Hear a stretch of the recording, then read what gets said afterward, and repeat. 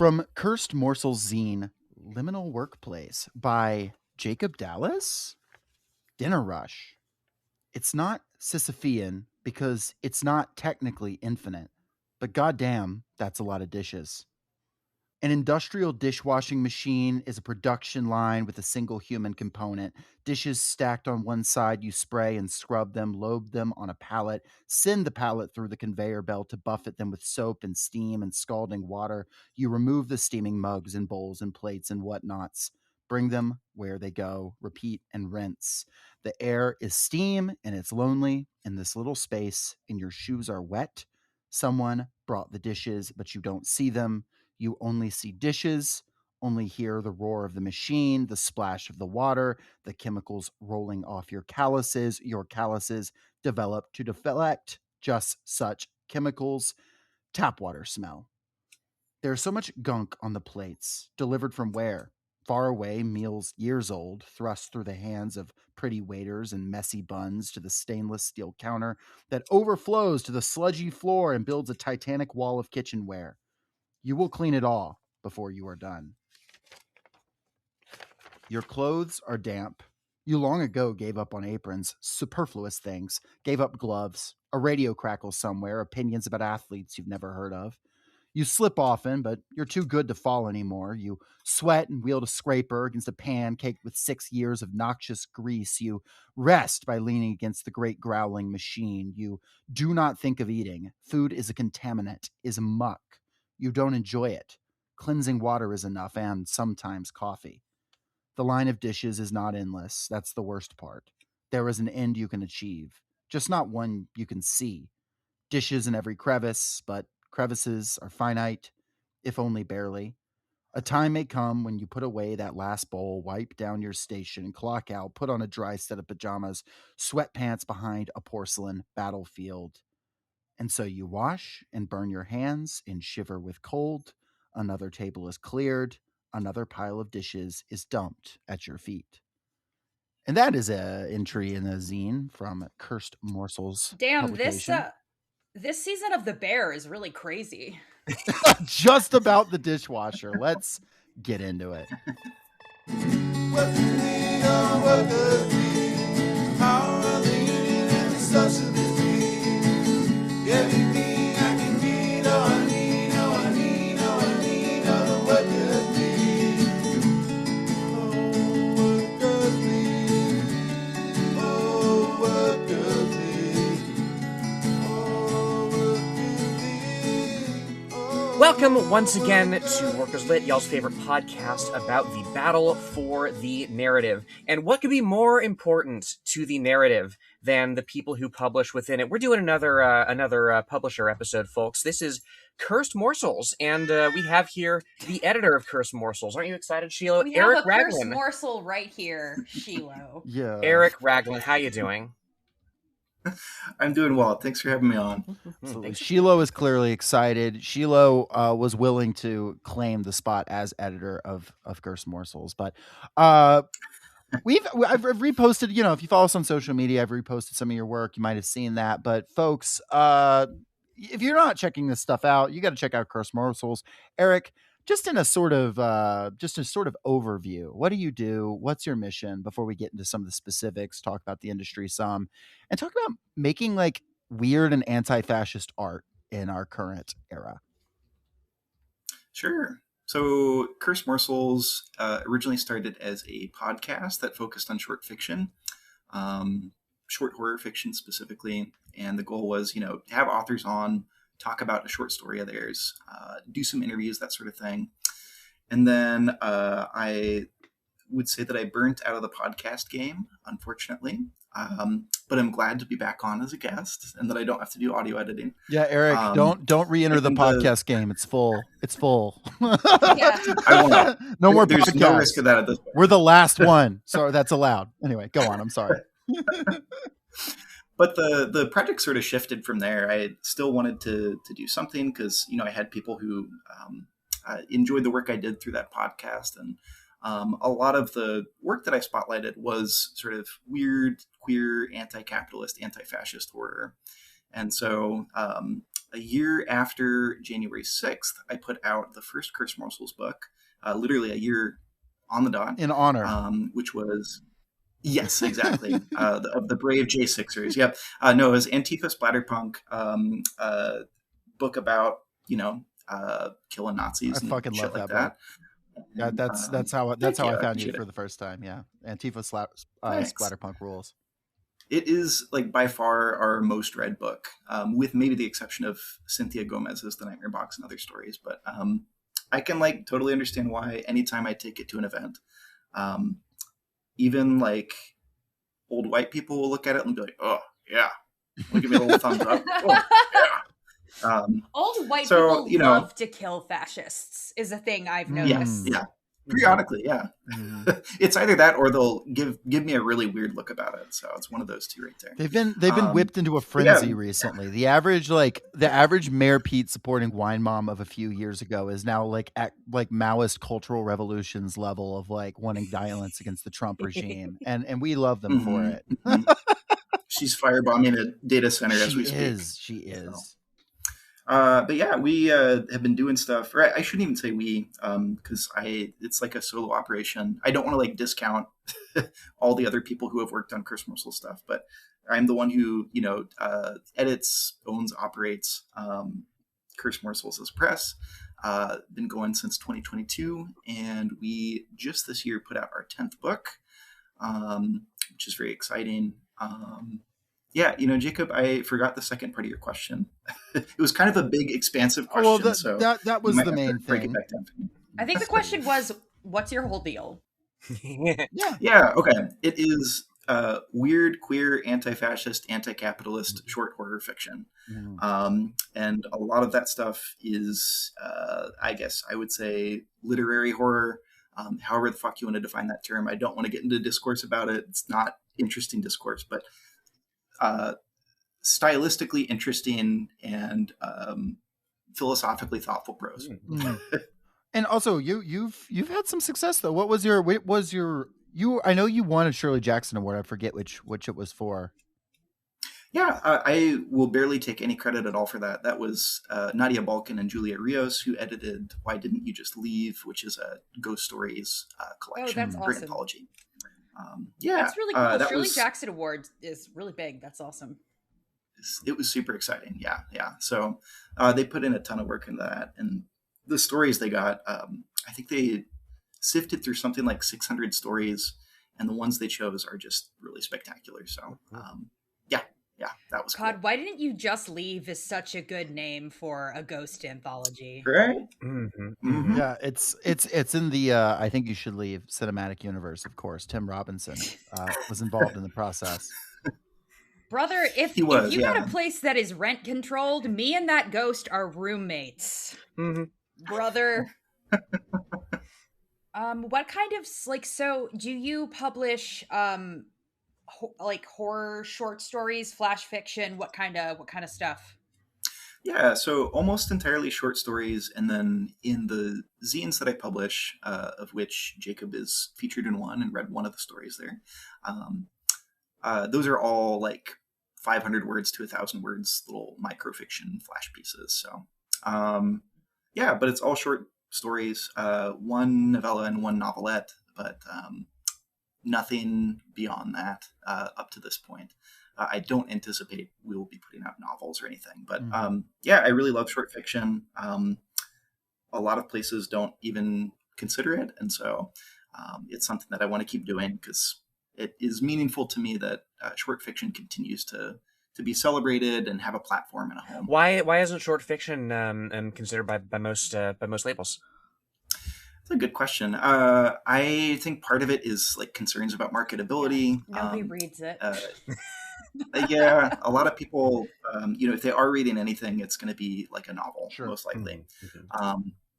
Like I was flat out told by another publisher when I announced, we're just going to be looking for short story collections. Like this person, who I'm not going to name, DM'd me and said, short story collections, they don't sell at all. And I think he was trying to save me from running out of money or something. But I was just like, fuck you, dude. Like, I still want to publish them. I think it's cool.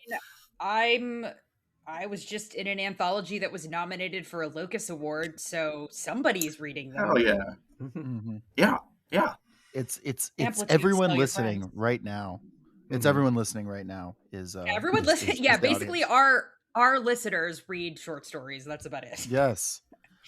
Um, me, I've been trying to do better. I for a long time I played the Nintendo Switch, falling asleep like almost every night. And Mhm. I was like, I gotta start reading short fiction when I go to bed. That's better.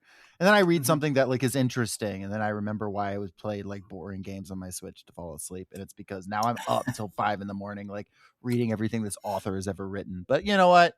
There could be worse. There could be worse uses of a late As night. long as you're not doom scrolling. As long as they're not up Yeah. till Mhm. 5 in the morning playing Hades. I mean, you can't say that I've never done that before.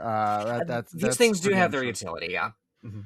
I certainly You know, have. Hades is pretty fun. Oh, yeah. So Hades yeah, is pretty I cool. wouldn't blame you. See, if you're interested in Jacob talking about Hades, I will be on CRT Sound System podcast before too long, talking about the soundtrack by Darren Korb. Go check Isn't it That's a there out. plug for a like a thing that doesn't lost? exist yet. Isn't there a lost episode of No Cartridge of you There talking about is. Hades? Of me talking From about Mm. Hades Wikipedia? too, and like me and Trevor going back and forth and being like, this rules, and then this part of it doesn't make any sense, and it's like a whole thing. And we talked for like 2 hours, and then we're like, and it's all gone. Well, Trevor, that was fun hanging out.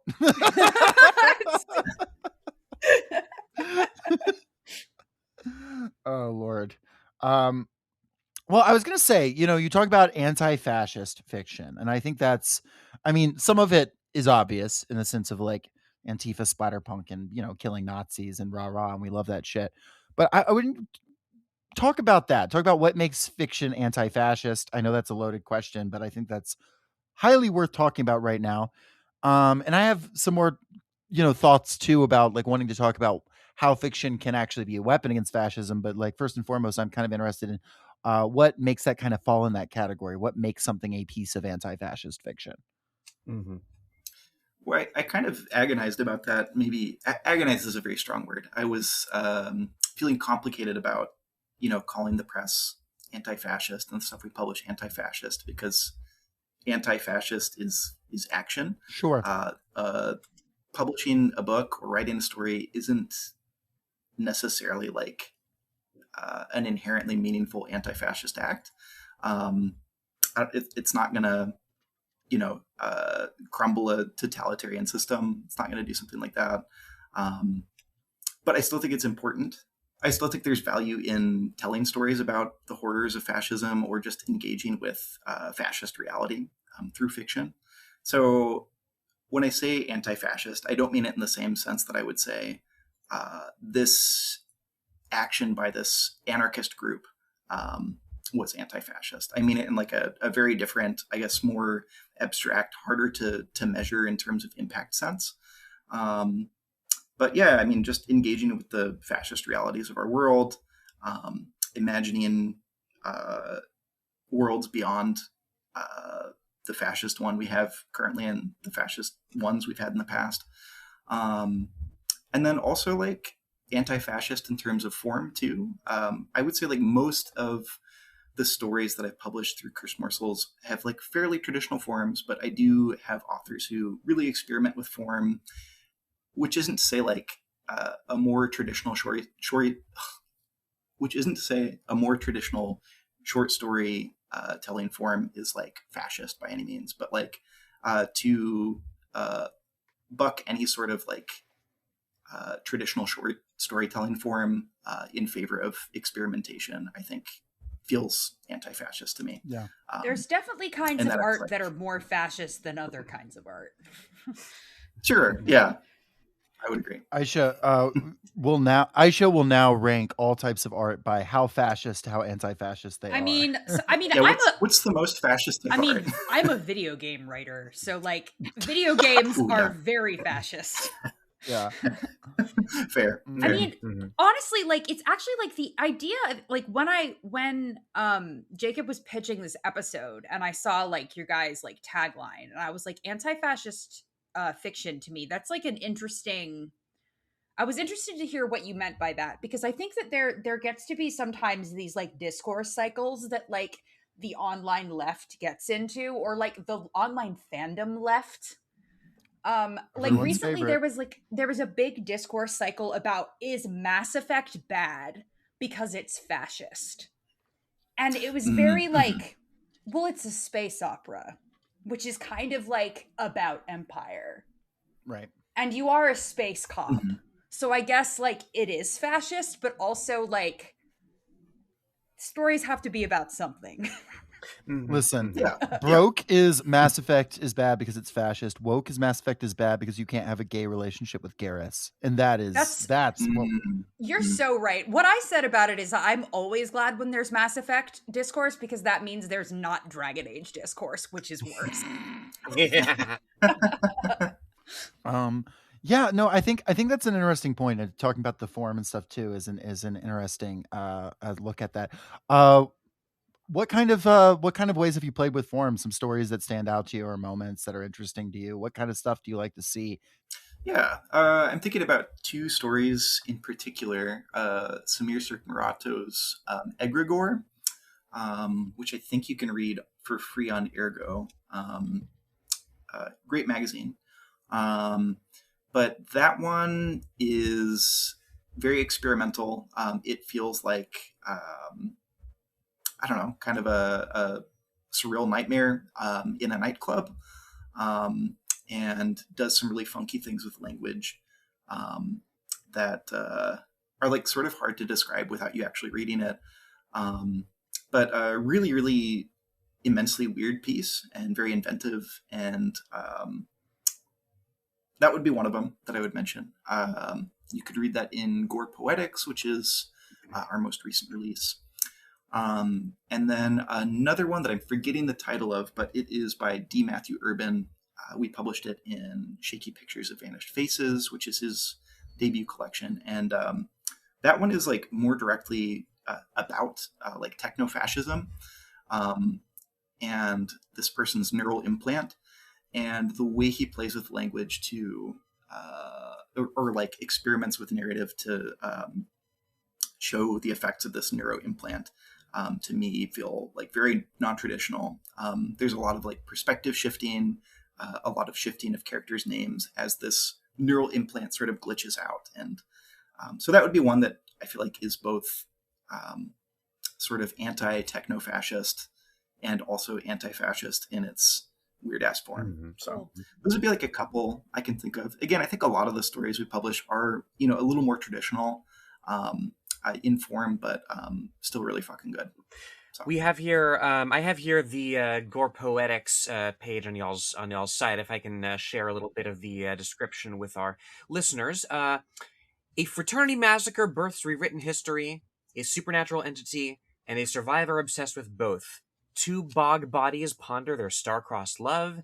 A chronically ill house consumes its unwilling, equally unwell tenant. A housewife discovers she's made of several million ticks, but only after they leak from her new nipple piercings. Same. Mm-hmm. God, I That's hate a when that mood. happens. That's a mood.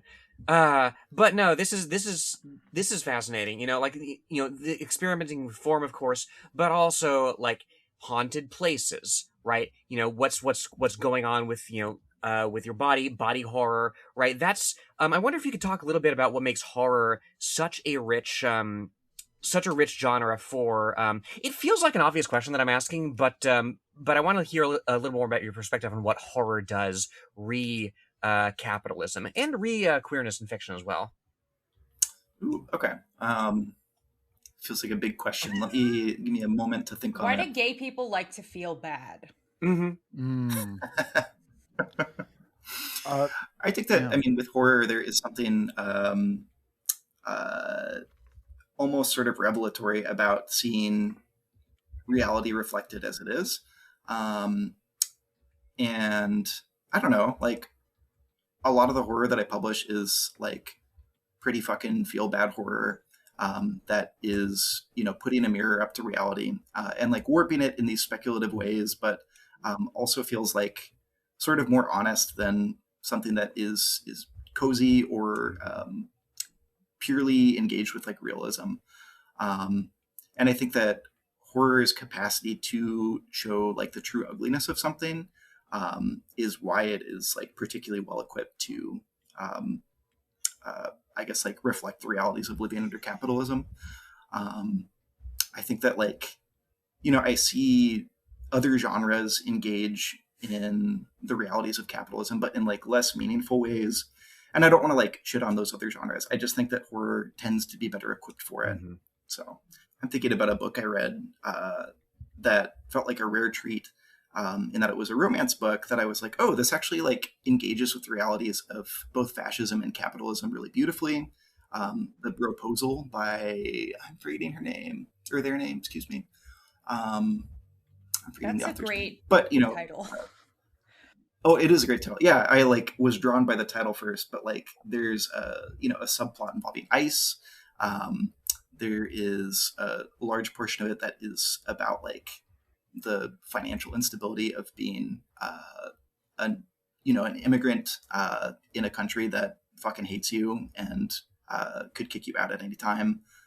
So like it's something that most any genre can do. But I think that horror more often engages with and reflects those realities in a way that is like deeply felt and feels deeply honest, even if it is the most wild batshit ticks leaking out your nipples kind of horror. I think it's also it also makes, I mean, you talk about how like horror sort of renders the world more like as it is, not literally of course, but it strips away, Yeah. the artifice, it strips away the language that capitalism uses to mask these things, like when you talk about human caging, right, when you're talking about prison, because that's what it is, right.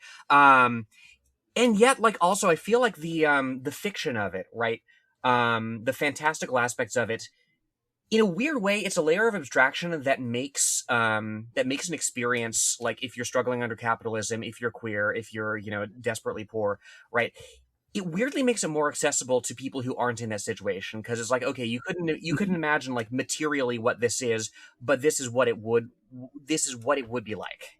Yeah, like we Yeah. Yeah. last year we read The Woods All Black by Lee Mhm. Mandello. I don't know if you know him. He's Mhm. a No, I pretty haven't read that one. he's a trans horror writer, and Woods All Black is like about a small town in rural Appalachia in 1920s that is like run by like an even like a puritanical pastor, and like the sense of of like um like the tension and like that whole book, like up until like basically like the end, you're like, is this actually gonna be like supernatural? Because like just the sense of like Mm. tension and like being watched and suspicion that this like queer guy feels in this small town, that then like bursts into like, oh, monster fucking or whatever, is just like uh really, I think, like, yeah, I think that horror is a thing that captures that, I think, maybe better than anything. Mhm. Or we just covered Black Flame by Gretchen Velker Yeah. Martin, right? And Yeah. that's another example of a book that's like Great one. so much about identity and queerness and being restrained as a woman, or in this case, someone who is not a woman but is perceived as a woman. Is so intense, and it's like showing all this grotesquerie and then inverting the grotesquerie, right, and seeing what is Mhm. beautiful and what is truly horrible is like an actually really effective way. There's always been, this is going to sound so random and so perhaps anti-gay, but but Oh, um we're so anti-gay in this podcast, well, you yeah, know but no, in me. a way that we don't normally go. I have always found there is a passage in First Corinthians 13 from the Bible that has always been so horror coded to me that like this is just Hmm. that is to me like, and speaks to this, and I know it's not supposed to be about that, but 1 Corinthians. yeah, 1 Corinthians. I'll just read it. First Corinthians 13:9 through 13. We know in part and we prophesy in part, but when that which is perfect is come, that which is in part shall be done away with. When I was a child, I spake as a child, understood as a child, thought as a child. Now I have become a man, or but when I became a man, I put away childish things. For now we see through a glass darkly, but then face to face. Now I know in part, then shall I know even as also I am know. known.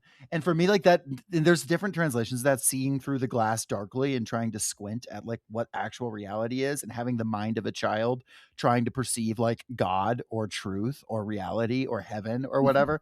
Um, there's already been like so many things been written that have been called through a glass darkly, mostly horrible Christian fiction. Or But a I, scanner Mhm. darkly. yeah, I A still little would bit. kind of like to. But I've always thought of that like mutation or whatever. Yeah. That bit about like when that which is perfect comes, like, all that, it's in part will be done away with. That is like Fascist. apocalyptically, yeah. Yeah. Yeah, That could that's be from Black Flame right there. The it like could be, yeah. monster comes out and is like, now all will be done away with. It fucking Hmm. rules. All will Mhm. be Um, one. You could take it anyway. yeah. Mhm. Well, Human uh, instrumentality. Yeah. yes, no doubt.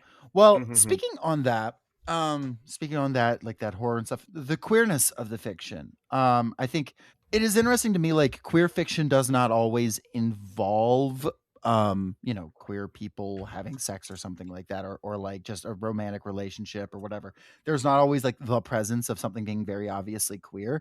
And yet there is something to something where usually I can read something and I'm be like, that person's a little gay with it. That person's a little like got some gender stuff going on.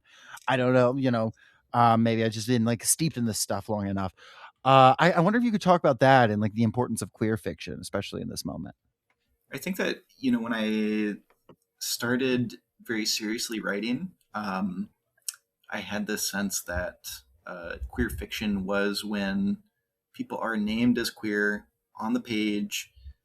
There's some element of here's how being queer is affecting the story. Here's how it's directly relevant. These people, this person got fired because their boss was a homophobe, whatever. I don't know. Um, and then I think has more gradually kind of shifted.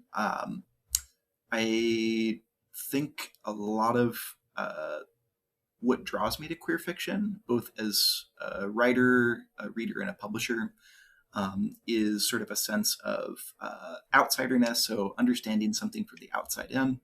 Um, I think also there is within queer fiction a greater understanding of systems of power, our relation to those systems, and how like the very typical mechanisms our society has offered to restrain those systems uh, continue to fail us. Um, so I guess when I think about like queer fiction, I am thinking about a perspective that might not explicitly name like the queerness, like, oh, this character's trans, this character's gay, whatever, um, but is more an understanding of oneself as outside a system Hmm. to some degree, and also an understanding of oneself in relation to these power systems. I don't know. I feel like I'm kind of maybe No, rambling a little I bit, I know but what you those mean. are like some of the elements that I think really draw me into it. There are others that um, I'm sure I could talk about, but I maybe need more time to chew on it. But we can keep talking about whatever. There's stories that are not there's like no like girls kissing in them, but they feel really Hmm. queer. Hmm. I am on Hmm. record saying giving yourself to the void is gay. Mm. Yeah, So totally. The Hmm. void is uh genderless, so it certainly can't be straight. yeah, true. Yeah. Yeah. Yeah, I mean, I like that point. You don't have to introduce every like queer story or queer coded story with like, "Hi, my name is Gay McGee, and I'm gonna do a homo sex." Like, as much as I love that, like to be clear, someone send me a draft of the tale of Gay McGee. I would love to read it. But Hmm. yeah, I mean, like to speak of like the story that I read at the top, like there's nothing explicitly queer in that. On the other hand, like it is about my experience as a dishwasher and also feeling very lonely in this rural Chili's where like I don't feel totally comfortable being out, even though like some people there know and some people don't, and they're like, and like there's that, and it doesn't talk about that, but like that is like a part of the element that is part of the like feeling very alone in this section of being a dishwasher. There's these different elements of it, Hmm. so I think that's important too. Thoughts on like I guess for me, and I can speak just for myself, but like I think for me, like queer art in like moments, especially like the one we're going through, is such a balm and is such like a thing that gets me Hmm. through and is so inspiring. Um, That's I imagine that's an important part of it. But as I guess speaking of like the importance of queer art, what it does for people, how it builds, how it expresses, would love to hear your thoughts on that. Yeah, I think that when I engage with queer art, I don't necessarily look for inspiration specifically, but what I do often, I think, take from it, whether it's what I originally wanted to take from it or just something that happened along the way, is a sense that like, oh, like I'm not alone. There are other people going through these things, engaging with these systems that are designed to wear us down and destroy us. Um, and survival might not always be fun, but it is possible, and there is community. So um, I think that like engaging with queer art and queer writing in that way can be I think good for the soul, in the sense that it is a reminder of community, even if that community isn't like immediately within arm's reach. Like there are other people reflecting these experiences that maybe I've had as a queer man, in a way that I find very resonant, and can maybe help me like better understand my life, better understand the lives of other queer people I love and care about, and like kind of get through the day. So I think that that is a really, really important aspect of queer art right now, in a time when queer art is like consistently under fire. It's being removed from sites by like shitty payment processors, Yeah. who don't want to see it anywhere or consider anything involving a queer person to be pornographic, explicit, borderline, Yeah. something that needs to be criminalized. Yeah, So attacks on pornography are attacks on queer people, and I'm not saying that because all queer people are pornographic. I'm saying that because a lot of people consider queer people to be pornographic. Mm-hmm. Right. Also, right. pornographers are our friends. They fight for our rights. Yes. To Yeah, quote John yeah. Waters. I think when people go after porn, like as a whole, that's like a massive red flag, and to me indicates like this is someone who is not going to stop there and does not have our best interest in mind. Yeah, I Also, like jacking off is like the last thing that's free. So like they're trying to take that away from Yeah. us. okay, now that is something that somebody needs to submit a short story about. Like they've like Philip K. Dick style. You got to put like a quarter into something to jack off. Put a quarter in someone's slot. Yeah. Put a quarter Yeah, in Yep. the milking factory or whatever. Yeah, the one oh my god. Do you remember that one time Ryan cut this is meaningless. That one time that Jordan Peterson posted on Twitter a video of a porn, and he was like, this is what life in dystopian China is like, and it's like in a hospital where they're jacking a bunch of guys off. That is one of my favorite things that's ever happened. It's just like all these like nurses in latex suits jacking guys off, and everyone's like, hell yeah, all power to the People's I'm Republic. immediately moving to China. Yeah. Yeah, just people like The terrible authoritarian nightmare of China. That's pretty good. It's absolutely horrifying. It's like he's in the room with me. Yeah. That's so good. I've gotten a couple emails over the last month telling us to do Jordan Peterson books, and the answer to that, my answer to you Absolutely is subscribe to the Patreon, and then win the poll, and then we'll cover a Jordan Peterson book. You're not going to. The thing is, like, 12 Rules for Life is fine. It's just like, it's literally just like, wash your clothes, clean your room. Mm-hmm. He's right. You should do that. But all the shit that kind of comes in, like, that's how he gets in. That's how he gets you. Because people are like, oh, that sounds great. I will do that, Mr. Peterson. Yeah, you're absolutely right, Aisha. That is how you get to the more odious stuff, is with the anodyne, right?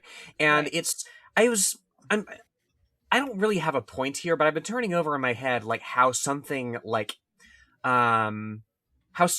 can sound revolutionary, can sound celebratory of otherness, of diversity in like mainstream fiction, but end up being very, very like pat, right? Like I just saw K-pop Demon Hunters the other day, right? And that's like about there's a whole song about like living your truth or whatever, or like coming to terms with, Lenore, spoiler alert, just one really character's quickly, half Lenore, demon. before Yeah. you say anything else, consider the consequences that your words are about to have on our podcast. Just Bring it. I'm just Bring kidding. it. I'm just Forward kidding. all your hate mail directly to me, please. Right? Because yeah, like it's you listen to a song like Golden and it's like, okay, this is cool if like you've never ever heard a song about living your truth, right? It's like, okay, like Golden is a perfect pop song to the point that it's annoying. It is Mhm. such a perfect song. It is like made in a lab. I mean, Mhm. I love K-pop Demon Hunters, but wow, what a mess of a movie. God, yeah, like 6 different things going on that like never really get resolved. Like my point is, right, like it's I like the it's cat. the cat's cute, yeah. The magpie's really cute with the little fucking hat. That it stole from the cat canonically. Anyway, like it's a weird sort of inversion of what it's a weird sort of inversion of what we're dealing with here, right? Because it's a K-pop Demon Hunters or like a Harry Potter, right? Sure, you can come to. I feel like you can come to it at a point in your life where like you're feeling alienated and you're like, oh, but I can still be like special in this way. But like it ends up being in a fashion that's very easily integratable with what's going on right now. Like Harry Potter becomes a cop, right? He goes from closet to cop, and there's material like generational wealth reasons for that, right? But like, in the same way, like what's K-pop Demon Hunters about? Like declaring war on this other species and winning, right? I feel like there's a certain Destroying your in-laws. Yeah, exactly. Like Destroying your killing all the brown people on the other side of your family. there's a certain I don't want to fetishize like being othered, but like there is a certain level of difference that one has to accept and embrace, right? If one wants to be like if one wants to be like authentic with it. I'm not sure where I'm going with this. Maybe one of y'all can fill in. Where I'm going with this is, Eric, hear me out. K-pop Demon Hunters from the Demon's Perspective, published in Cursed Morsels, coming next year. I'm just saying. K-pop Semen Hunters. Is this anything? Yes! I'm sure you won't get sued. Now It'll be we're talking. fine. Definitely Gay not. slop semen hunters, yeah. Let's fucking go! I love when a pun gets like 3, 4, 5 layers deep, where it becomes completely unrecognizable from the original thing it was pun in. Yeah, it no longer is referencing the original thing. The simulacrum.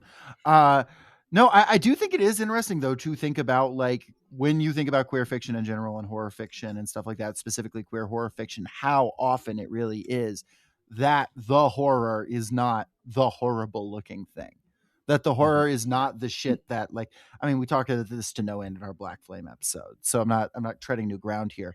But the horror is the mundanity, right? The horror is being integrated into this greater thing that can be whatever it wants. Aisha, you were talking about Sinners in this context not long ago. Mm-hmm. Yes. The Sinners is about conforming to the status quo. Mm-hmm. It's like what whiteness wants to do to you, wants to make everything a part of itself. Mm-hmm. Everybody say the Sinner's Prayer together and beat up Michael B. Jordan and Michael A. Jordan, both of them. Now that's a man who I would love to watch die in his own arms. No doubt. It's a great part of the movie. Well, anyway, to pivot to a question that I had, and it's a kind of a reference to earlier as well. As you said, writing an anti-fascist story, explicitly or implicitly, is not the same as storming the Bastille, right? And I don't think anyone, unless they're extremely removed from reality, thinks that, though they can feel that way sometimes. A friend of the pod, Nathan J. Robinson, wrote a really great essay called "Art Will Not Save Us" for Current Affairs a few months ago, that then went into the actual utility of art. It is not an anti-art essay by any stretch of the imagination.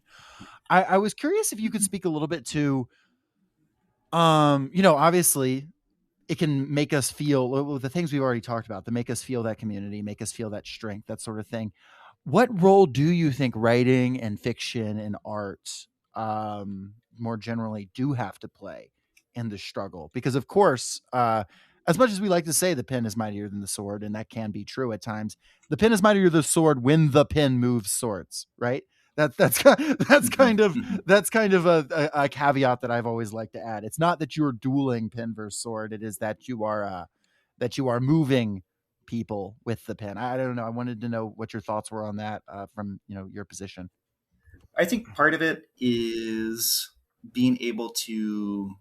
I mean, I sort of talked about this like regarding queer fiction, uh, but being able to see other people struggling in the context of fiction, maybe in the same ways that we are struggling, and use fiction as um, sort of a way to imagine means of struggle.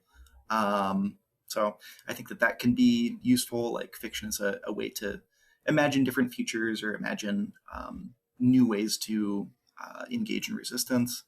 Um, I also think like fiction as a way of coming to like better understand people who are different than you, um, and sort of not necessarily like developing solidarity as a result of that. Like there has to be action that follows, but like that as a way toward, I guess, engaging with different people in the real world too. I think about like, I am a cis man. I've read a lot of like fiction by trans people, and I think that like reading a lot of that fiction has helped me better understand the trans people in my life who I love. Definitely. And yeah, I think that that can be like a really powerful part of fiction. It's obviously like not the only thing. You should have like conversations with people in real life, in stories that are or about stories that are real and not just fictional stories. But it's like one of those components.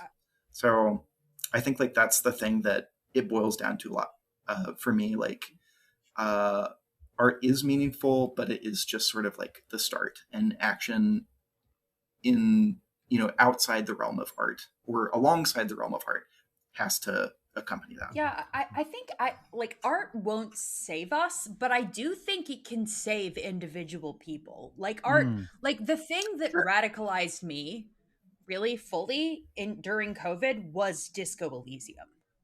Like Mhm. I played Disco I do play Elysium that and game. I became a more intense leftist. Like because of Disco Elysium, I read the Communist Manifesto, like stuff like that. That rules. Right. So and now I'm a sicko, but I don't know if it's improved my life, but it definitely like I felt like I played disco and I felt like something unlock in my brain and I was like, "Oh, the world suddenly makes sense." And I think that like I think the utility of art being like introducing the inner world, like introduce like I've seen lots of people whose moms like were homophobic until they watched like Heated Rivalry or something like that. And they're probably Right, right. still homophobic, but like the like experiencing somebody's inner world when in real life you don't get to do that, I think helps you like that's why they say that people who read more novels have more empathy. Like you just Mhm. get trained at like experiencing the inner world of somebody who's not yourself. I Mhm. have a former in-law who said she is no longer homophobic because of the movie Love, Simon, which that put me through my paces. Uh, I, I but love I was It's a like, hard one to you stomach. know what? That I love that for her. yep, you know what? Yeah. Another the craziest thing I've ever heard, and I haven't heard this in person. I saw this online. Is someone claims, and I don't know if I believe this. Someone claims his coworker said he stopped being homophobic because of Oscar from The Office, and I was like, God, there's all kinds of people among us, huh?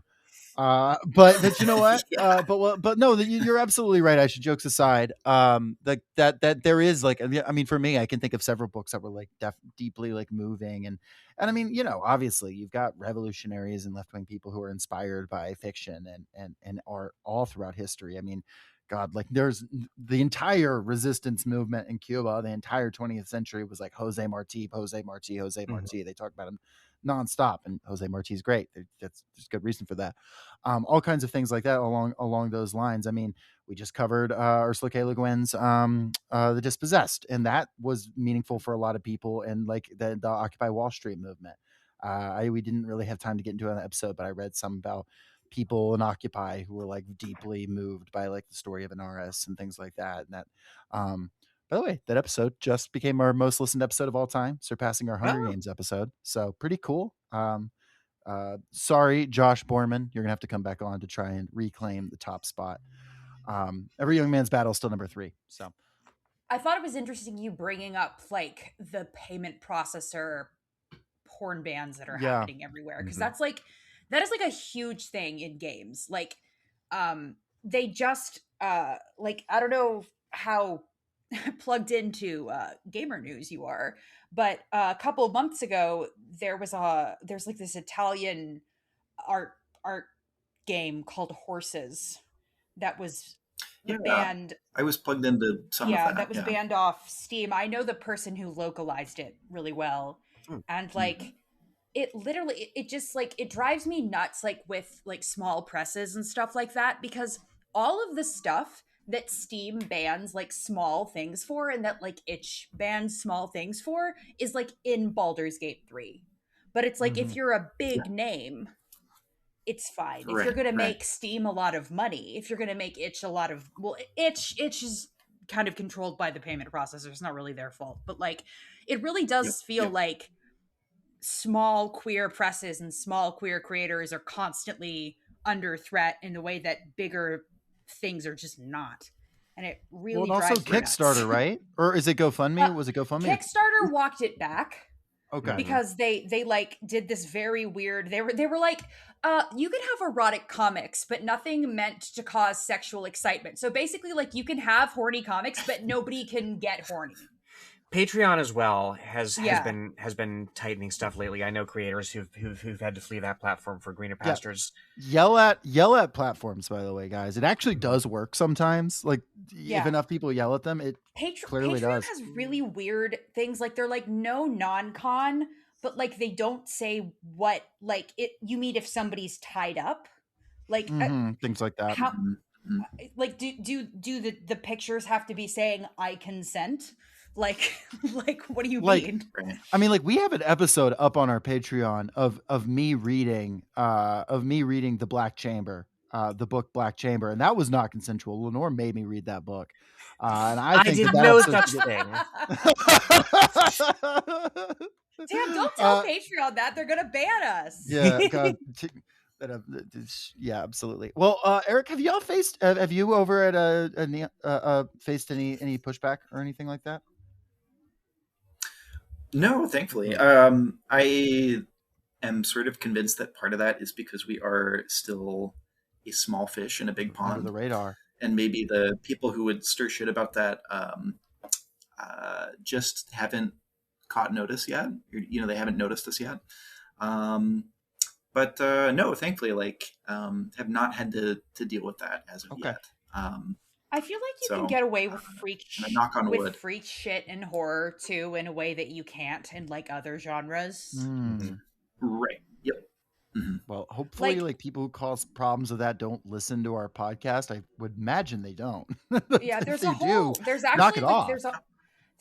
Reddit thread on the Magic the Gathering subreddit arguing about whether or not an impaling scene from one of my Magic the Gathering stories is supposed to be erotic. Aisha, would you like to answer that thread definitively? I mean, obviously it's supposed to be erotic. Like, if you read it, you know. For everybody who wanted to know. That's one of the that's one of the March of the Machine, like that, the Phyrexia arc, right? The Phyrexia one, yeah. Everything about Phyrexia is erotic. Yeah, they told me when they were telling me like about the Phyrexians, they were like, "Oh yeah, they don't have sex," and I was like, "Well, I think they do." Everything. We'll see about that. Not when I'm done with them. Oh God. Well, the last thing I really wanted to hit on here is you have a strong policy around AI that we support. Fuck off is the policy, is my understanding. Like, do not put Gen AI in this shit. Have you dealt with any inflicts of like Gen AI bullshit, or have you managed to deflect that? And I don't know, thoughts on the industry in general, how we can fight back on this stuff. I think we talked about this some with Dave Ring as well, but things have only moved more since we had that conversation. So I'd love to hear your thoughts as a small Uh, publisher on that. I think, anytime you can point out the use of Gen AI from writers, small publishers, big publishers, anything like that, and just make it pariah bullshit, I think goes a long way toward creating a culture that, in the long term, will discourage that sort of thing. On like specifically the Cursed Morsels front, I certainly have gotten some AI generated stories, but I will say, like, the way that I read through Slush for consideration, if a story is boring, and AI stories always are, Right. I'm probably not going to read more than a paragraph. And so, that problem kind of sorts itself out in the sense that, like, I'm not wasting a ton of time anyway. Sure. I know that, like, other people, like what's his name? Neil at Clark's World has dealt with a pretty massive barrage of AI submissions. I have not had to deal with that. And again, that might be a small fish in a big pond sort of situation again. Not yet drawing attention from the sloppers. But Clark's World pays really well. They do. I think that's a big reason for it. I think also there's people who are like, oh, sci-fi, they'll love my AI story, right? Like, I know that's insane, but that is a type of guy. The thing about for Clark's sure. World, too, Yeah, which for is sure. unbelievable, is that they get back to you in like 2 days. All my rejections from them come in like 5 hours. I'm like, thank you. Hey, it's good to know. I always submit to Clark's World first because they will let me down very fast. It was No fascinating. disrespect to Clark's World. Come on the pod. No. Clark's World team. Love them. It was fascinating to see. I just picked up and read Esther Junkies by friend of show Talia Bott and Beth Lee Ann, and it had the following disclaimer in the front matter. The author expressly prohibits any entity from using this publication for purposes of training artificial intelligence technologies to generate text, including without limitation technologies that are capable of generating works in the same style or genre as this publication. The author reserves all rights to license uses of this work for generative AI training, blah, blah, blah. It's fascinating to see in real time the development of what will probably become a standard disclaimer until all the data centers are burnt down. I've seen a lot more of that, and a lot more of kind of front matter notifications in books that say things like, this book was entirely human created, from the cover to the interior formatting to the writing. Support, human creators, that sort of thing. So, I suspect we're going to see a lot more of that. Well, Yeah, I was just in Austin, Texas, and they love AI over there. I know we have a lot of Austin listeners because we have a lot of Jen, our other co-host, is from Austin and has almost Texas and South specific podcast that she also does. And so I'm not talking to y'all, I hope, but y'all's town's got to drop the AI art stuff. There's a lot of that going on in y'all's town. I'm sorry to tell you. Like murals and whatnot. Yeah, and just ads and I mean, it's Austin is where a lot of the people who performatively left California went. So it's not a shocker that they brought the worst of California tech bro with the more right wing elements as well. It is a big Austin I think that's where used Rogan's to be cool. operation is. Austin used to be cool, and then a bunch of shitty white people from California moved there. That is the story that I heard multiple times when talking to people. Yeah. Eric, was there anything you wanted to talk about that you haven't gotten a chance to discuss yet? Well, I will say, related to AI and Clark's World, if you like science fiction and you like anti-AI science fiction, Thomas Ha has, I think, 2 stories in Clark's World. One called, I believe, The Mub, and the other called The Brotherhood of Montague St. Video, both of which are sort of in their own way about different aspects of AI, but immensely moving stories. He's just a really, I think, clever storyteller, and everyone should read Uncertain Suns, his book that came out through Undertow think last year. Mhm. So it's really, really good. Undertow. I know that name. What else is The sequel to Summer Sons by Lee Mandello, actually. It's not. No relationship. But there could be. Who knows? Aisha and Lenore, do either of you have any last questions before I kind of move us towards wrapping up here? Where do you ever do any sort of do you do any like small press expos or anything like that? Do you go to like fairs? Oh, yeah.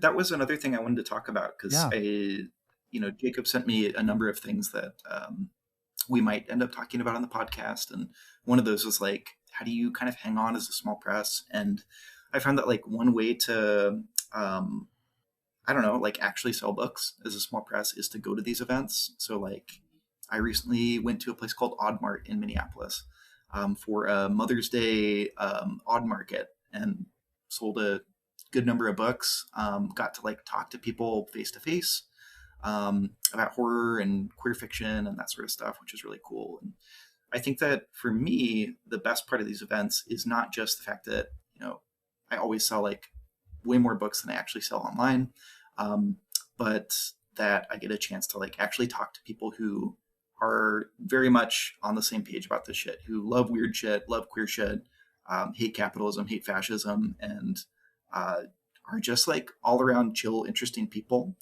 So for me, like these events serve that function of being like, oh, like this reinvigorates my spirit in the work of running Cursed Morsels, which is often quite exhausting. So like it kind of keeps me going, and it also I think helps me feel like, oh yeah, there's like a great sense of community that can come from this if I, make sure that I participate in these events. So. So like sometimes I'll do things like that. I would love to go to more big conventions and that sort of stuff, but life is hideously expensive, and so I will just do local Minneapolis shit. Are you are you in Minneapolis? In the meantime, yeah, Nice. yep. Yeah. If this I recommend if you're any kind of creative, going to conferences is awesome. Like I'm sure there's something Mm-hmm. around you. Like I Oh yeah, definitely. have since I've gotten laid off, I've been going to a lot of conferences just because like to like see people in my industry, and I'm going to Mm-hmm. like Gen Con this summer, which is like a huge thing. I've been to that. That was Yeah. fucking dope. Yeah, I'm paneling at it, and I didn't realize how big it was. So yeah, apparently it's a big deal, which now I'm scared. I went to it in like maybe 20. I don't know if it was like 2012 or 2014, but even then it was like fucking massive. Yeah. So I'm sure it's even bigger now. Well, Yeah, it's folks, in if you're in Minneapolis, Indiana especially for some reason. Mm-hmm. if you're in Minneapolis, especially, folks, keep an eye out. Eric might just be at an event near you. You could see him, be like, Eric Yeah. from guest of the Workers Lit podcast. Of course, Mhm. very Yeah. exciting. Well, Eric, where can people find you, find your work, and also, what projects you have coming up that people should be on the lookout for? What do you encourage people? I mean, above all, folks, go and buy some books, go and support directly. But what can you tell folks about where they can find you, what they should be supporting, and what they should be excited about coming up? So you can find Cursed Morsels on Blue Sky, Instagram, and Facebook, just at Cursed Morsels. And you can also go to our website if you want to buy books from us directly. That's like the best way to support the press. But yeah, cursedmorselspress.com for that. Our next book that's coming up is called Under a Malevolent Eye, and it is a surveillance horror and weird fiction anthology. It's fucking dope. Has some really inventive and strange stories in it. At one point, when I was like putting the book together, it was like an invite only book. And I was like, oh, I'm living in Minneapolis during Operation Metro Surge, and we don't really have any stories about or like adjacently about ICE. And so I submitted I put out an open call for ICE surveillance stories to go in that anthology, and got just an immensely fucking good one from Megan Kane, who is a local Minneapolis writer, who has also been published in our zine as well. So that book I think is going to be really good if you are interested in kind of the components of, government and workplace surveillance. And yeah, just fiction about being watched and watching. Then I think you'll dig that one. And it was that should really, come out. really So, beautiful of Peter Thiel to sponsor you on that one, of course. yeah, I was extremely generous. Wouldn't have been able to. Watch out. Good old Pete. That guy So, loves thanks, to push twinks out windows. Not Not that anybody here's a twink. Speaking of pushing twins out windows, I was so devastated to learn that Sam Altman is gay, and I'm like, Sam Altman is do not gay? blame him.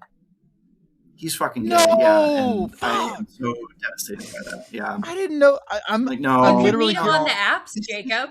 he's literally maybe the worst gay man alive. So God. Peter Thiel Yeah. and Sam.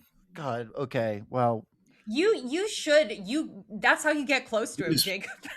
is Peter Thiel gay? Peter Thiel is gay. Yes, absolutely. Oh, I didn't know that. Yes. And Huh. They're all multiple and as we discussed on our Peter Thiel episode a few weeks ago, multiple twinks date him and then go missing. That's not an allegation. Yeah. That's just a thing that happens. multiple boys Oh, I got he's some research dated to do. have committed suicide. Yes, in The fuck? in Okay. similar suspicious ways. Yes. That's scary. That's fucking. If you're scary. dating Peter Thiel, don't turn 30. That's a classic mistake. Well, and why'd you do that? The terrible beauty of it is that like it could be that he's just that odious, you know. Like It's there also could a be fair no point. conspiracy. It's almost worse. Oh, yeah, you date. I would, You date Peter. if I were Thiel. dating Peter Thiel, I would seriously consider killing Right, myself. exactly. Yeah. So Anyway, not making light of killing yourself. anyway, but, Peter you know, Thiel, I'm only it's pretty 28, so just saying. Eric, thank you so much for coming on the pod. This has been an absolute blast. Everything is going to be you. linked in the show notes. Folks, go and support. And also, I know we have some creative listeners. This is a great publication to submit to. If you've got some I want to cool submit to it. queer weird shit, it's cool. It's fun. You get to be published alongside other cool people if you write something cool. And you're getting reviewed by an actual human being. You're not just like, submitting it to some press that's reviewing you with AI and publishing AI and like all that shit. And that can be exhausting. So absolutely go follow, go support, go read it. It's a lot of fun stuff. Eric, we would love to have you back sometime to, just talk about a book Yeah, or I would something love like that as a sort of on a more standard episode. I think that would be a lot of fun. It'd be super fun. Cool. Does anyone have anything to close us out on? Lenore, I'm looking at you. Feel like you've got something brewing. I do have something brewing. I'm literally buying the ebook for Why Didn't You Just Leave right now, and I encourage everybody else to do so. Support weird creators, support queer creators, support horror, support anything that interrogates this world that we live in, and doesn't encourage you to do genocide against like half your family. That just seems weird. You heard it here first. Don't do genocide against half your family. Bye, everybody.